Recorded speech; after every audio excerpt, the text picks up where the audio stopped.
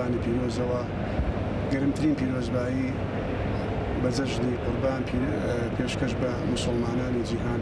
دەکەم بە تایبەتی مسلمانانی عێراق و کوردستان لەخوای گەورە داواکارم ئەم جەژنە بێتە مای خێر و خۆشی و کۆتایی هاتن بە هەموو کێشەکان و قەیرانەکان وەک کرانەوەی دەرگای خۆشی و تەبایی و دەرگای ئاشتی بۆ هەموو جیهان بۆ ناوچەکە و بۆ عێراق و بۆ هەرێمی کوردستان جەژنی قوربان جەژنی تەبایی و برایەتی جەژنی قوربانیدانە بە هەموو بەرژەوەندێ تایبەتە دەستکەکان لە پێناو بەرژەوەندی گشتی ئومێدەوارم ئێمەی مسلمان لە هەموو دنیای ئیسلامیدا ئەم جەژنە بکەینە جەژنی قوربانیدان بە بەرژەوەندی تایبەتەکانمان لە پێناو بەرژەوەندی گشتیدا و